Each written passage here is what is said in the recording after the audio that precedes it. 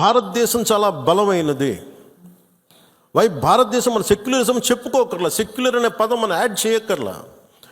Secular పదం అని add చేయకముందు 70s వీఆర్ సెక్యులర్. సెక్యులరిజం అంటే అపీస్మెంట్ కాదు. అది వైట్ వాష్లు చేయకండి. తప్పులు చేస్తే తప్పు జరిగినప్పుడు తప్పని చెప్తాం, ఇర్రెస్పెక్ట్ ఆఫ్ మన డిఫరెన్సెస్ అసైడ్. ఉగ్రవాదం మీద మటుకు, హింస మీద మటుకు, ఇర్రెస్పెక్ట్ ఆఫ్ రిలీజన్ మనందరం ఒకటే మాట మాట్లాడాలి.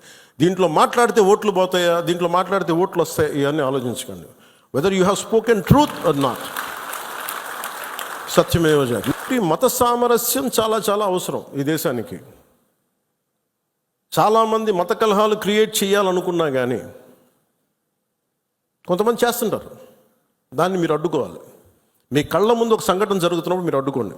అది ఎవరైనా సరే, ఒక హిందూ కావచ్చు, ముస్లిం కావచ్చు, ఏమది తప్పు అంటే తప్పని చెప్పండి. మీరు ఆ ధైర్యం కావాలి మీ అందరికీ. ఎందుకంటే ఆ ధైర్యం లేనప్పుడు అప్పుడు మన పొలిటికల్ పార్టీగా మనం ఉండడం అనవసరం. ఒక పొలిటికల్ పార్టీ మెంబర్గా ఉండటం కూడా అనవసరం.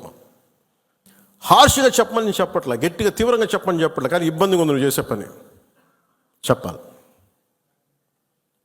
కష్టం తెలియాలి కదా. ఇది మటుకు మనం నిర్ణయించుకోకపోతే మీరు అందరూ అసలు ఓటు వెయ్యను ఏముంటుందని, అసలు నాయకుడు కానోడు కూడా, ఇంట్లో సోఫాలో కూర్చొని కదలని వాడు కూడా, సార్ ఇది సెక్యులరిజం కాదు సార్, ఇలా మాట్లాడకూడదు అంటే ఏంటి? అంటే ముస్లిం కాని వాళ్ళు చచ్చిపోతేనే మాట్లాడాలి సెక్యులరిజం అంటే? హిందువులకు జరిగితే మాట్లాడకూడదా? That can be defined as secularism. ఇది సమస్య మన దేశంలో.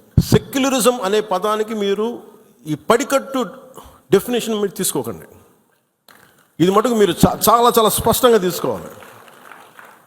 నేను చాలాసార్లు చెప్పాను, ముస్లిం సమాజంలో చాలామంది వచ్చి అడిగినప్పుడు మీకు ఏదైనా ఇబ్బంది వస్తే మొట్టమొదటి గొంతెత్తేది నేను, మీకు గుర్తుపెట్టుకోండి.